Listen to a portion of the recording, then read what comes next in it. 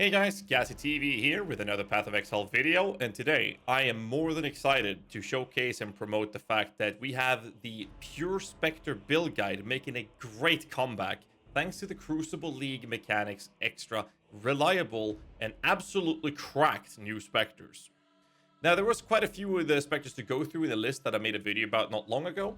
However, there was one Spectre that stood out the most, and they are the Forged Frostbearers. Now, these guys are literally on steroids. And when I say literally, I mean literally on steroids. In the descriptions below is a written guide which will feature everything in detail. Now, the problem here is that we are going to be testing these live on stream consistently, and we've only reached a low-budget final version, since the Frostbearers are currently, at the time of the recording of this video, not in Path of Building. Now, I've reached out to Local Identity, who's been very fast in responding and saying, hey, Ghazzy, I got you covered, man. Don't you worry about it. And he's going to sort this for us. So thank you again, Local Identity, for everything you do for the community with Path of Building.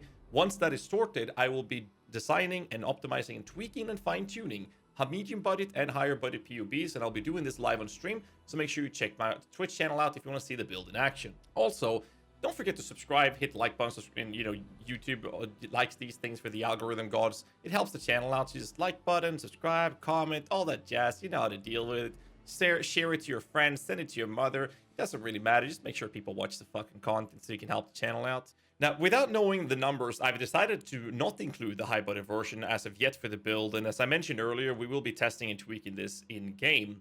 I do want to point out, though, that it is very possible that we'll be looking into a Wraith Lord helmet, or drop down to 4 Spectres instead of 5 at the higher budget. But either case, we will not be using the old school classic minion helmet. This will be confirmed once we have the Spectres in PoB, of course. What makes these Spectres so crazy is that they are not shooting your ordinary projectiles. Instead, they're shooting mortars. Now, mortars are essentially projectiles, but instead they will land on a targeted spot that the Spectres will be targeting and explode. Now, these explosions can all hit the same target, also known as shotgunning. This means that with the use of greater volley support and the increased area of effect mastery from the skill tree, we can make them hit with every single projectile versus single target boss fights, causing an absurd amount of damage. When clearing maps, it feels smoother to use greater multiple projectiles instead, as it will spread the projectiles out a bit and will be less effective versus single targets. And the downside I've found so far with these bad boys is that they have a rather slow cast time. This means that we need to prioritize cast speed increasing modifiers, such as the quality on our bone offering support, or using faster casting when clearing over our predator support. Now, before showing you my low budget tree, gear, and skill gem setup, I want to mention that they are subject to change during my testings in-game, and you should, again, check the written guide listed in the descriptions below. And this video is more of a showcase of the guide, and I'll very likely remake this video further down the road when we have everything optimized and fine-tuned. So we're going to start off with the actual skill tree. Now, with the skill tree, we have in the bottom left corner different leveling trees. We have one for 13 points, level 12, where we rush out from the side, get yourself some HP, minion damage, and enduring bond. And the higher level will then be moving over for the life mastery, as well as some extra HP and mana recovery. But most importantly, after getting enduring bond and the life, is to get the sacrifice node and the spiritual command. This will allow us to run zombies throughout the leveling in the campaign and keeping them reliably alive. In the higher levels, we'll be pushing out through the side of the tree here to pick up these big boy damage nodes for our minions. And after that, it's basically all about picking up life or aura reservation master if you want to include more auras. And also going down here through the life nodes to get Grave Pact, which also provides the extra efficiency of getting Sanctuary, which helps us a ton with early game resistances. Same thing with the Ascendancy nodes. We will be starting with the first Ascendancy being the Commander Darkness, which helps our minions get resistances, but also ourselves, which alleviates a lot of pressure on gearing in the early stage.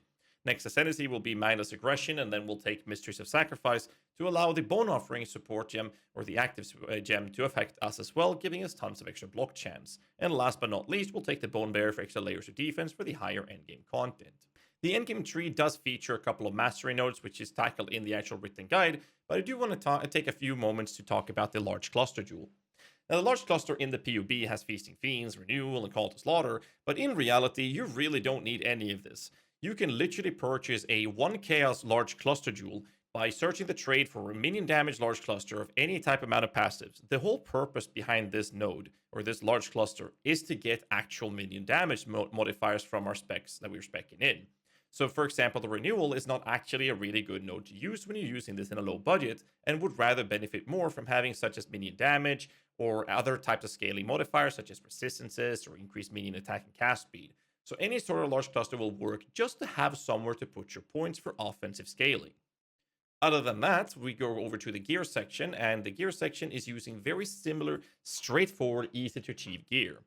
The first off, we're going for a wand, which will have either a plus level of all spell skills or a plus level of minion skills, preferably with minion damage, which can roll on convoking wands, but you can get a dagger or a sword. Anything that can roll with plus level of spells or plus level of minions is more than fine. If you have an open suffix, you can make the build much smoother to play by bench crafting the trigger socketed spell crafting. You can find this trigger by unveiling items from the June Betrayal encounters. The shield is the most expensive item of the build. This is something that is not mandatory. Early game, I would recommend using any sort of shield that provides just a little bit of HP with a life roll, some resistances if you need it, attributes if you need it, and that's going to be more than fine. I'm actually using in-game a shield with just life and no recovery and block right now, and I'm level 93. So definitely not needed, but it is preferable later on to get a life recovery and block. You can get this from synthesized implicit modifiers, you can get it from Shaper Influence Shield, for example, and if it's not too expensive, you could look into buying a Surrender. However, it was recently buffed and should be extremely expensive right now, but this is a great addition to the build. The helmet, all you need to focus on is making sure you have a high life roll. This is going to be the name of the game when it comes to the gearing, and plus level of all minion skill gems. +1 is very cheap early game, and later on you're going to want a level of +2. The chest piece is a tabula rasa, however you can very easily purchase a corrupted 6-link for about the same cost as a tabula rasa. This is just to show you that the build packs a very reliable approach to the game even with low gear. To purchase a corrupted 6-link, what you will do is search on the trade sites for a 6-link with the correct colors. And you do so by checking the colors you'll need. And we can see here that we're going to run with, let's see, 2 green sockets for the high-end game. So in PoE trade, you can go to the socket filter and say in links 2 green and 4 blue, and then just do a search like that. And then you'll see some weapons showing up. Then you can go back to item category and say, hey, we're going to want this on a body armor, and then search for this. This allows us to see some non-corrupted, sometimes they're corrupted or mirrored even, and you'll see that they cost about 15 chaos. Even if you don't get any life modifiers, this chest piece here provides with a lot of extra resistances for 15 chaos. This one here provides HP and a little bit of resistances, 15 chaos. And if you then take a look at something like the price of Tabula Rasa, you can see that the prices are very similar. So you have the option of doing both routes. Make sure you get the one with the correct colors.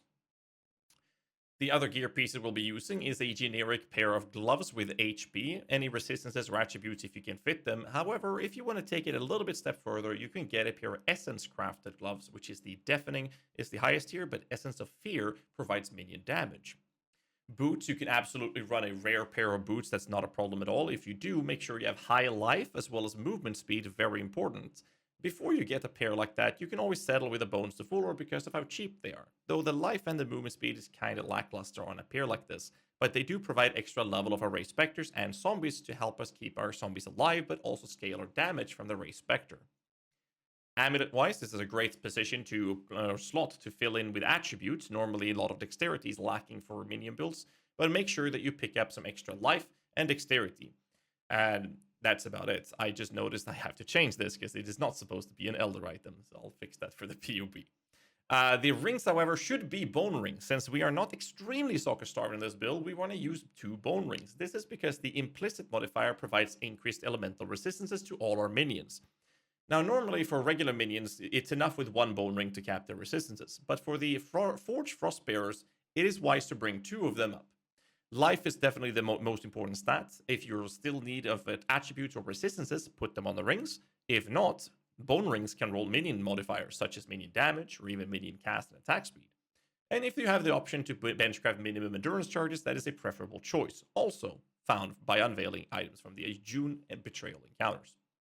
Darkness Enthroned is a great addition to the build. I've added in a 75% version of this. They are not that expensive, about 5 or 10 C, if not less. And this is to scale the abyssal jewels that we're going to put inside the belt.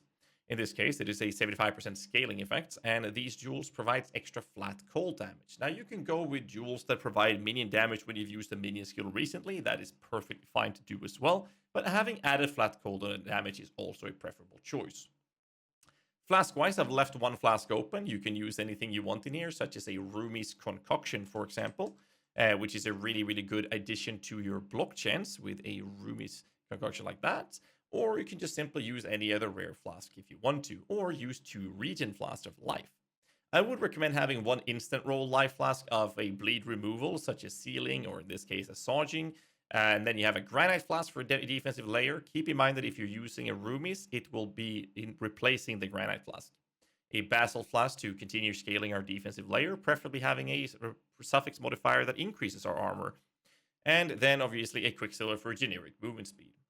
In case you haven't noticed, they're all rolled with flagellants. There's a couple of different tiers to this modifier. They go from transgressor to masochist and over to flagellant.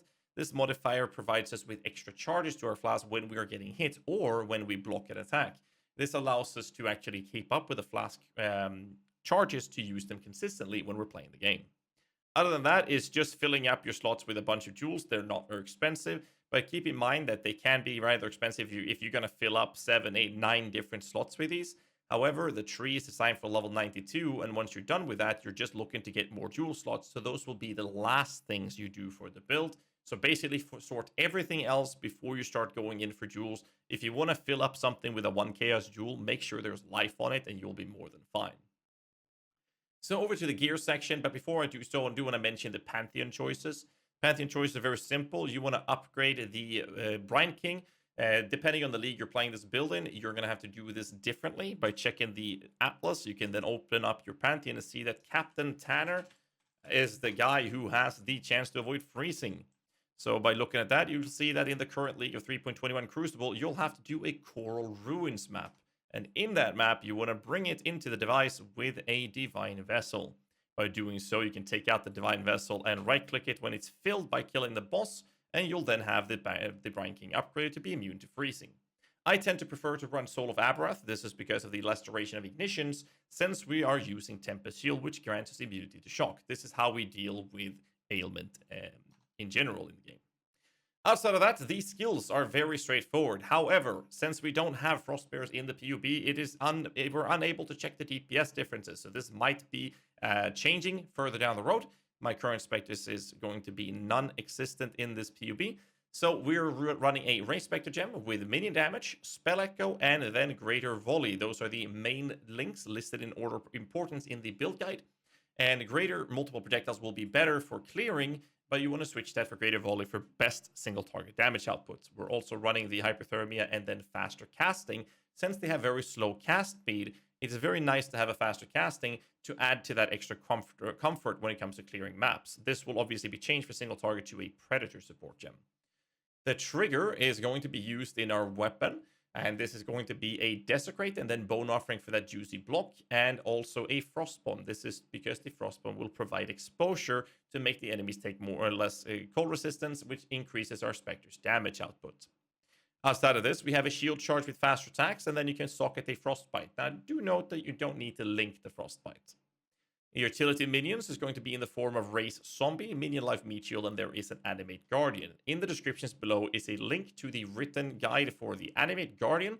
Do check it out if you want to learn how to use it. They can bring a tremendous amount of power to the build. A low-budget Animate Guardian provides 68% increased minion damage. So if you take a look at the big minion damage area here, this node is 20% damage and 10 attack and cast speed, and these nodes gives 10 damage and 3 attack, and the same thing here. So the Animate Guardian is worth more than these nodes, which is absolutely insane. So don't look the other way. Do check out the guide if you want to learn how to use it, and then make sure you use it in the build. It is recommended not to use the Animate Guardian unless the AG gem is level 19 or 20. So wait till then. We have another setup, which is a 4-link, which is running Determination, Flame Dash, Convocation, and Scatterpots. Neither of these needs to be linked. And then we're running another setup with Auras and a Golem. However, in here, the Golem needs to be linked with Feeding Frenzy. And we're running a Stone Golem since our minions don't do any physical damage from the Spectres. Therefore, no really any good reason to use a Carrion Golem. So instead, we're going to have the Life Regen from the Stone Golem. Defiance Banner and Tempest Seal for the auras, they don't need to be linked anywhere, and that basically covers the entirety of the low-budget Pure Spectre Forged Frostbearer build. That's all I have for you today. Hope you enjoy Crucible League. I'm having a lot of fun, and as always, till next time, stay safe, keep rocking.